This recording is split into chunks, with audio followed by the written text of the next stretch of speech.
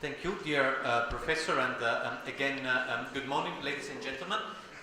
The aim of the presentation today, which I'm going to give, is to give you a bit of an update on what is happening in terms of road safety in the European Union, as well as the latest legislative package of the European Commission, which is known as the third mobility package. I've told you about ETSC, 60 members, and working closely with the European Commission, the member organizations, member states, and all those interested in road safety. This is a snapshot of the members, and obviously you cannot see them all. I can tell you there are 60 of them, and I am delighted that apart from one of the newest, which is the Traffic Safety Agency of the Republic of Srpska, we also have here today representatives of the Slovenian Traffic Safety Agency, of the Serbian Traffic Safety Agency, which are also very committed and very strong members of the ETSC. This slide tells you what we do. Top left is what we do most and best, that is talking to European and national policymakers about transport safety, mainly road safety, and all the rest are logos of various projects which we are running and that deal with performance in safety in the various member states, but we do alcohol, work-related road safety, drug infrastructure, you name it, and we have it. Let's start with the figures. This is a headline we used last June to say what is the situation in the European Union. 2 passenger planes crash every week on the European Union, killing everybody on board. These are the facts.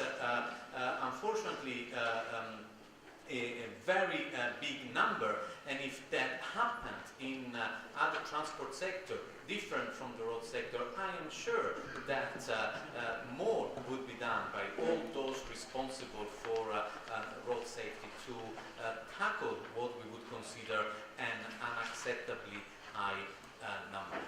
And I also wanted to have this slide with the total number in the European Union for 2017, which is indeed unacceptably high. It is more than 25%.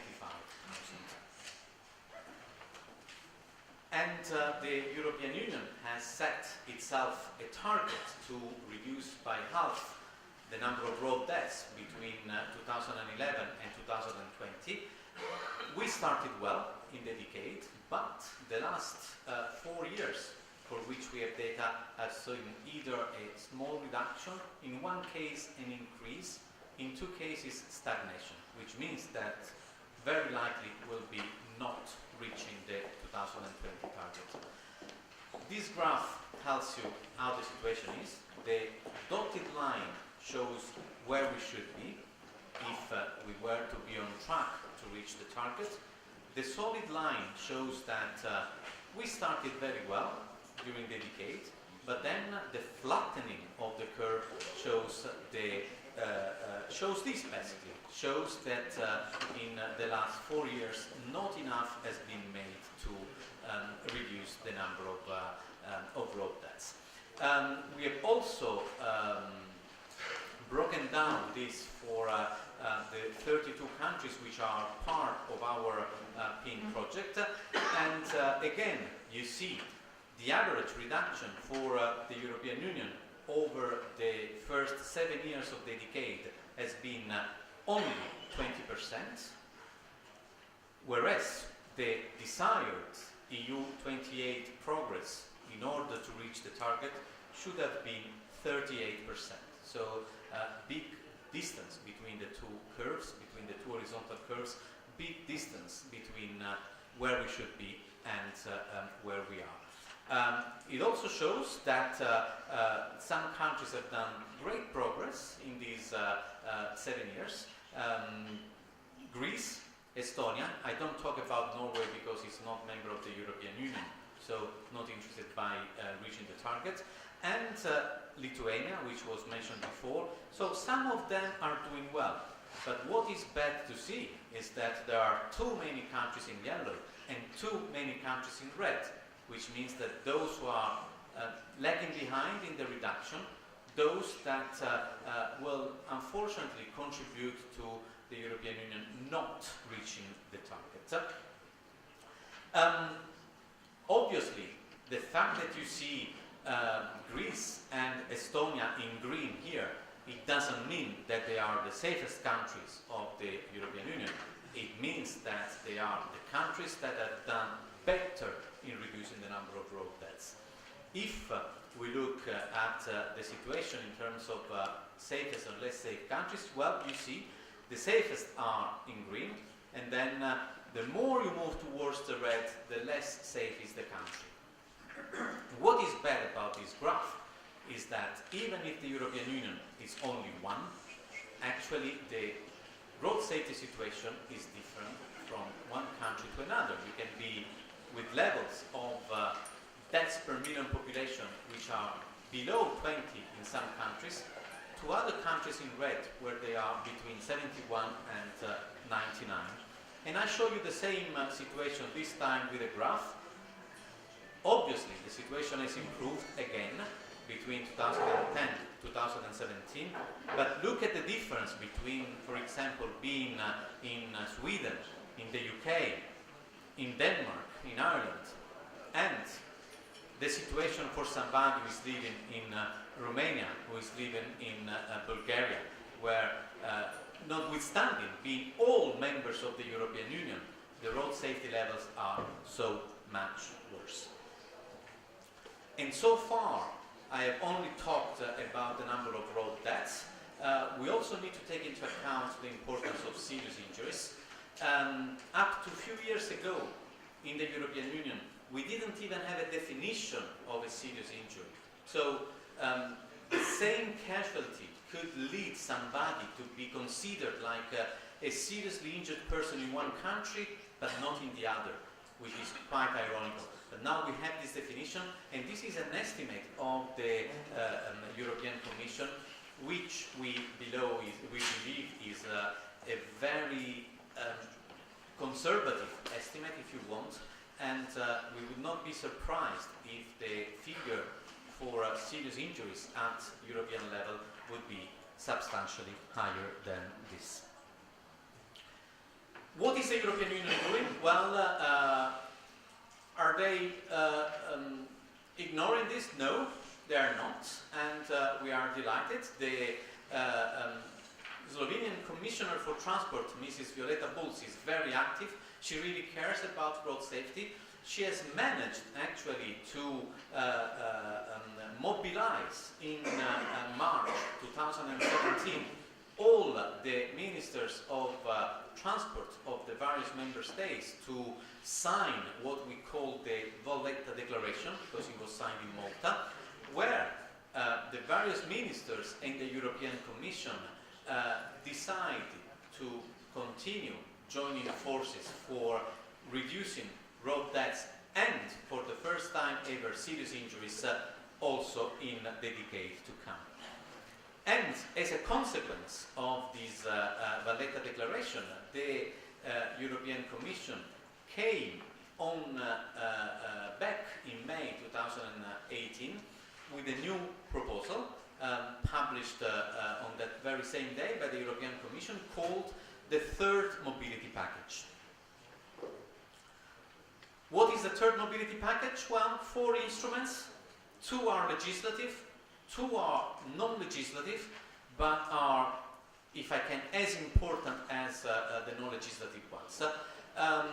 Without any fear of exaggerating it, when we commented on this Third Mobility Package, we said that if approved as it is, it could be for road safety as important as the adoption of the seat belt.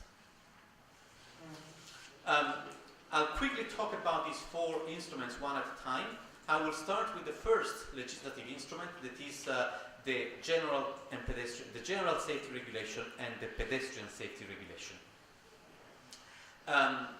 This concerns vehicle standards And it's a very important piece of legislation. Why? Because when it comes to vehicle safety, this is what we call an exclusive competence of the European Union, which means that the legislation on vehicle safety is decided in Brussels, and it stops there.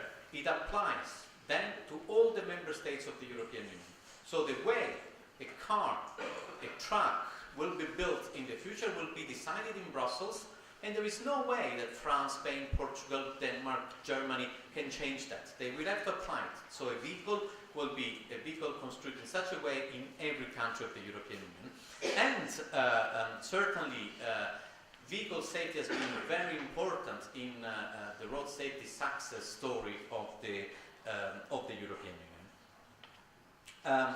Forgot to say that actually the new proposal, the General Safety Regulation, has 15 new measures which will basically tell us how the vehicles of the near future will be built. Obviously, we support as ETSC all of these measures, but we also have a priority list. The most important of this is what we call intelligent speed assistance, and I'll tell you a bit more about that. But we also care about the importance of making sure an alcohol interlock can be retrofitted to any vehicle if it's needed. We care a lot about autonomous emergency braking, improved pedestrian protection, and you can read also the others. But very important to say, the estimate, not our estimate, the estimate by the contractor that worked for the European Commission is that these measures over a period of 15 years, so from the moment in which they more or less will enter into force in 2022 until 2037, well, if applied, if approved as they were presented by the European Commission, could save at least 25,000 lives, which is an enormous potential. This is why we highly support this proposal from the European Commission. This is why we hope that the Parliament and the Council will approve it, because that needs to be said. The proposal by the European Commission is not enough. The Commission proposes, but then the decision needs to be made by the Council, by the Parliament, and this is what is happening right now. And we're fighting as ETSC to make sure that what has been proposed by the Commission remains as it is without any change. I promised I would say something about intelligent speed assistance. This is not rocket science. This is a technology that you can already buy if you want in many vehicles. And it's actually a system whereby the car with a GPS system or with cameras can recognize the speed limits on any road and help the driver respect those speed limits. I say help because the driver always remains in control. And if there is something that goes wrong, if the speed limit is incorrect, the driver can decide to override that speed limit, can decide to go more quickly by just pressing hard on the accelerator. I said this is a technology that is already there, and actually it can cut the number of road deaths by 20% if it is applied, and pilot studies showed that consumers like it, not least because it helps them avoiding speed fines. This is extremely important to be taken into account. Second of the measures of the third mobility package is the revision of the Infrastructure Safety Management Directive. I will not say a lot about that because I know there is an extremely interesting presentation from Professor Tollazzi later, and he's the real expert on that, so he will be able to go more on detail. Just, however, a few words. A directive is already in place. These are the instruments that it mandates, but only for the so-called TEN-T networks, that is mainly motorways. And this is the 8% actually. So what we always say that the old directive is like giving medicine to somebody who is in perfect health. What is important for us is that also those 55% are addressed. So non-10T roads, primary network. And this is what the revision is trying to do.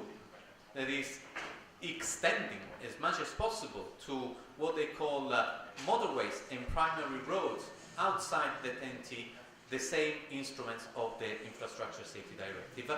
And here again, a life-saving potential for the next decade, again calculated by the experts of the European Commission, very big life-saving potential. We now quickly move on to the two non-legislative parts of the third mobility package. We start with the strategic action plan on road safety. This is very important. It is very important because it sets the framework where the European Commission and the Member States will have to work. It asks again for Vision Zero, a vision, not a target, a Vision Zero, that in the long term nobody will be killed or seriously injured on the road. It applies the safe system approach. It asks again for targets for deaths and for serious injuries. It introduces key performance indicators and asks for coordination of all sectors, which is extremely important. And last, the strategy on automated driving. More and more you hear about automated driving and even autonomous driving. If you talk to the car industry, they'll tell you, we're ready, we can do it. However, we feel that at least at the European level, there is a lack of regulation on automated and autonomous vehicles. There are no type approval procedures yet. Many of them are introduced just by exception to the current procedure, and these exceptions are very often not transparent, not robust enough to guarantee safety. And this is recognized actually in this paper by the European Commission. We believe that for any deployment of, I don't say autonomous, I say automated driving, so the one in which the driver still has some responsibility, it is important that there are tracks for, tests, like real-world tests, track tests, simulation tests as well, and that the various technologies are approved on a step-by-step basis.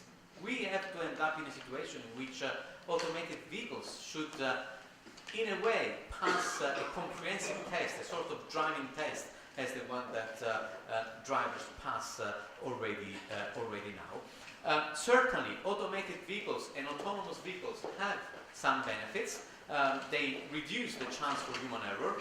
I've never seen an autonomous vehicle drink driving or speeding or being distracted, so this is important. They can be a support for high-risk groups, for example, old people who are sometimes obliged to give up driving, and maybe they would not if they were on an autonomous vehicle. However, it's not just positive things, we also have to look at the challenges. New collision types, the interaction between the automated vehicles and the non-automated ones, the interaction with the vulnerable road users who will never be automated, and also in the phases towards full automation, the issue of driver engagement and driver rate engagement. So it is important to look at the future, it is important to look at automated vehicles, it is important to look at autonomous vehicles, but we believe that there is no casualty savings that will emerge from these vehicles anytime beyond 2050, before 2050. We are of the strong opinion that before thinking that anything can be solved by automation, we need to work on measures that can be effective now. The general safety regulation, the vehicles, infrastructure, enforcement, passive safety, because accidents will always happen. That's it from my side. I hope I've managed to give you an overview of all the things that are happening in Brussels and in the various member states. If needed, I'll be available later for any questions. Thank you very much.